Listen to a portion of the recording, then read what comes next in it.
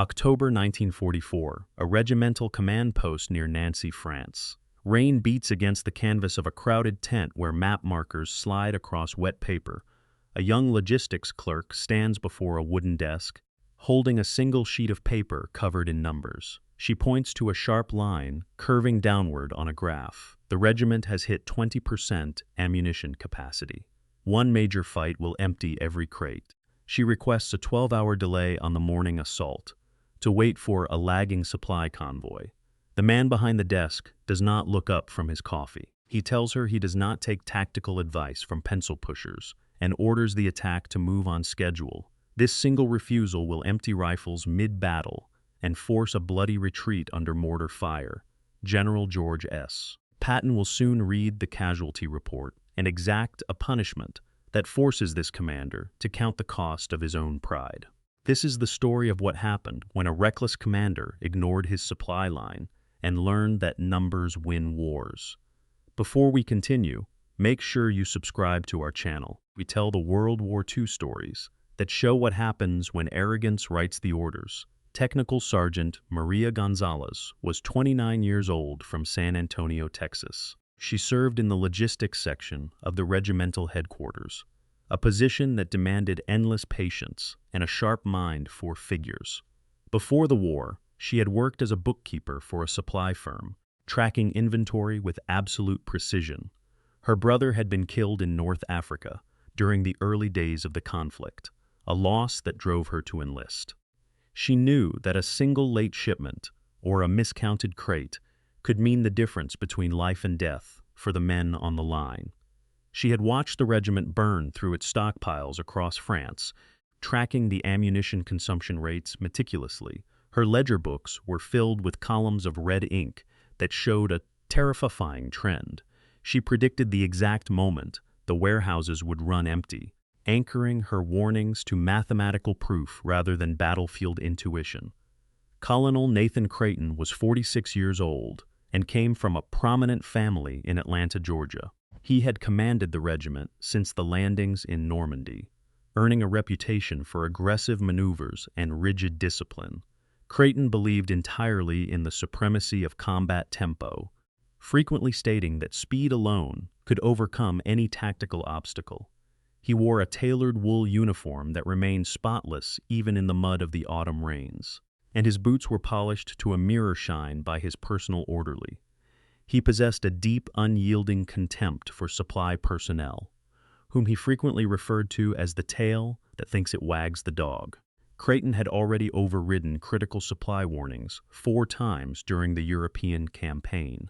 Viewing ammunition shortages as a sign of aggressive operational tempo rather than a dangerous deficit. He boasted openly at staff meetings about attacking lean, believing his aggressive spirit mattered more than the heavy crates in the rear trucks. By October 1944, the rapid Allied advance across France had reached a critical friction point. The breakout from Normandy had stretched the supply lines to their absolute limit. Hundreds of tons of fuel, rations, and ammunition had to travel by truck from the coast over devastated roads and blown bridges. The frontline units were moving faster than the logistics network could sustain, creating a severe shortage of heavy artillery shells and rifle cartridges. The Third Army was pushing hard toward the German border, fighting for every river crossing and fortified hill. In the sector near Nancy, the resistance was stiffening as German forces dug into prepared defensive positions. Every hill and village required heavy artillery preparation and thousands of rounds of small arms fire to secure. The chaos of the rapid advance created a dangerous disconnect within the American chain of command. Many combat officers had grown accustomed to an overwhelming abundance of supply during the initial breakout. They assumed that the trucks would always arrive, no matter how fast they pushed the line forward. Other senior commanders frequently ignored minor supply deficits, chalking them up to temporary administrative friction. They allowed their subordinates to override logistical safety margins in the pursuit of immediate tactical victories. This reckless operational culture allowed aggressive commanders to treat supply warnings as mere suggestions rather than hard boundaries. The severe strain on the transport network made these miscalculations fatal, as there was no longer a margin for error. The frontline units were running on the bare minimum, and a single mistake could leave an entire regiment completely defenseless in the face of a counterattack. The stage was set for a disaster born entirely from operational vanity. Technical Sergeant Maria Gonzalez entered the regimental command post with a folder tucked under her arm. The rain had soaked through her jacket, but her ledger sheets remained dry. She stepped toward the desk where Colonel Nathan Creighton sat examining an operational map. She placed the folder on the corner of the wooden table and pointed to the sharp downward line on her chart. She informed the colonel that ammunition reserves had dropped to 20%, leaving only enough for one major engagement. She recommended delaying the morning attack by 12 hours until the supply convoy arrived from the rear. Colonel Creighton glanced up from his maps and stared at the sergeant. He leaned back in his canvas chair and pushed the folder away with his index finger. He said he did not take tactical advice from pencil pushers and intended to attack on schedule. Gonzalez stood her ground and cited the field regulations regarding critical supply minimums. She stated that launching a full regimental assault with empty boxes in the rear was a direct violation of safety protocols. She explained that the math was absolute and the burn rate showed they would run completely dry before reaching the second objective. Creighton laughed and adjusted the collar of his spotless wool tunic. He told her that logistics does not dictate operational tempo. He said an aggressive commander interprets a shortage as a sign of speed rather than a deficit. He ordered her to get out of his sight and stick to counting bullets instead of trying to plan battles. He declared that his men would carry the hill with their bayonets if necessary, because aggression won wars, while clerks merely watched from the tents. Gonzalez picked up her folder and saluted. She walked out of the tent into the dark rain, realizing that her numbers could not penetrate the colonel's pride. She immediately walked over to the field telephone in the communications tent and requested an emergency line to the division logistics office. She explained the situation to the duty officer, stating that a regiment was being sent into a major engagement without a single spare crate of ammunition. She requested that the report be forwarded immediately to higher headquarters before the morning artillery barrage began. The report reached Patton within the hour. Patton arrived within the hour. His open-air jeep pulled up to the sodden grass outside the regimental headquarters, the vehicle splashing thick mud against the canvas entry flaps. The general walked in unannounced. 4 stars gleamed sharply on his helmet, and the ivory revolvers hung low on his belt. The heavy rain beat against the roof, but inside the tent, the silence was absolute. Every officer froze. Every clerk stopped typing. Patton did not raise his voice. He walked directly to the map table where the colonel stood, his boots clicking hard against the wet wooden floor planks. He looked at the charts, then turned his cold gaze toward the commander. Patton studied him. "Did you launch the assault at dawn, Colonel?" Colonel Creighton saluted quickly. "Yes, General. We attacked on schedule to maintain the momentum of the drive." Patton looked down at the empty tables. "Did your units achieve their secondary objective?" Creighton cleared his throat and adjusted his gloves. "No, General. We ran into heavy resistance and were forced to withdraw to our starting positions under fire." Patton's voice was quiet, but it carried across the entire room. "Why did your men retreat, Colonel?" Creighton shifted his weight. "We ran out of ammunition mid-engagement, sir. The enemy counterattacked before our replenishment trucks could locate the frontline companies. You call yourself a combat leader, yet you marched an entire regiment into a prepared defensive line with empty pockets. Your logistics sergeant told you, in writing, with exact numbers, that your men would run dry mid-attack. She gave you a clear warning based on mathematical reality, and she was right. You ignored the math because you believed your aggressive spirit could override the physical laws of supply. You sat in this tent with your polished boots and your tailored uniform, boasting about attacking lean. You interpreted a dangerous deficit as evidence of tempo. While you were busy protecting your vanity, 27 of your men were hit during a retreat that never should have happened. They died because they had nothing left to shoot back with. Your logistics sergeant was keeping your men alive with her pencil, but you dismissed her as a pencil pusher. Her pencil predicted the exact outcome of your arrogance. An army that runs out of ammunition is no longer an army. It is a collection of targets. You have a choice.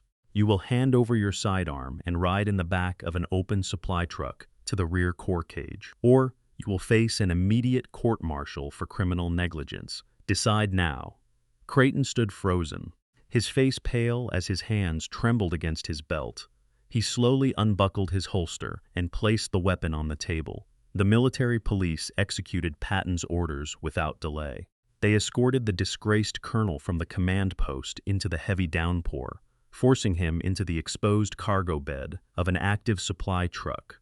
Creighton sat on top of a stack of rough wooden ammunition crates, his hands resting against his wet knees. The polished leather of his boots quickly disappeared beneath a layer of splattering grit and yellow clay. The vehicle joined a long convoy of transport trucks, moving slowly down the muddy road toward the division supply dump. Along the route, columns of marching infantrymen paused by the side of the road to watch the vehicle pass. They recognized the eagle insignia on his shoulders and stared in silence at the sight of a regimental commander sitting among the very boxes he had refused to count.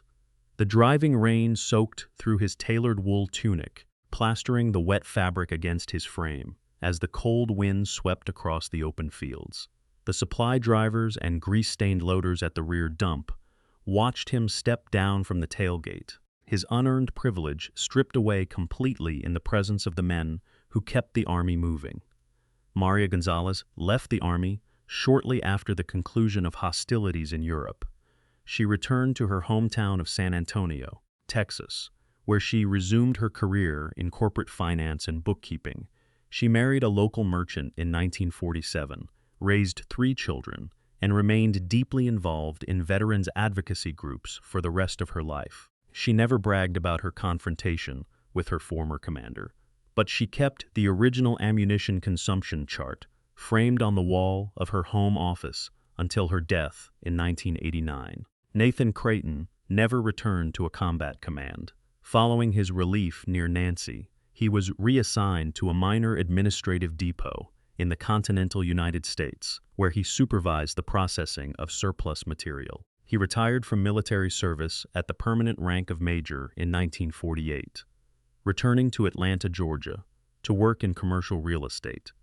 He spent his remaining years in relative obscurity, remaining bitter about his dismissal and frequently complaining to his associates about the triumph of bureaucracy over frontline leadership before passing away in 1973. General Patton never mentioned the incident in his public briefings or his personal memoirs.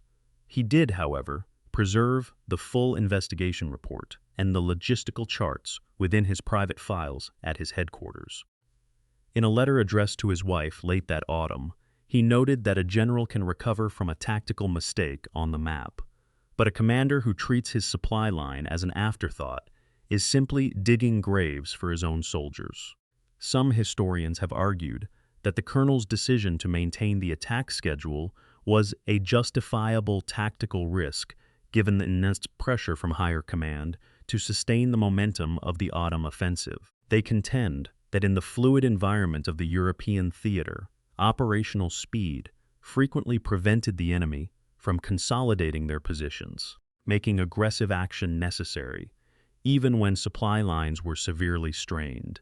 Others have argued the opposite, insisting that launching an assault with critical ammunition deficits was an act of reckless vanity that violated basic military doctrine and needlessly sacrificed human lives. What is certain is that the incident established a strict precedent within the Third Army regarding the absolute authority of logistical realities over personal ambition. If you had been in Patton's position, would you have removed the colonel on the spot? Or would you have given him another chance to prove himself in the line? Let us know in the comments. And if you want more stories about justice, consequences, and the moments that changed history, make sure to subscribe.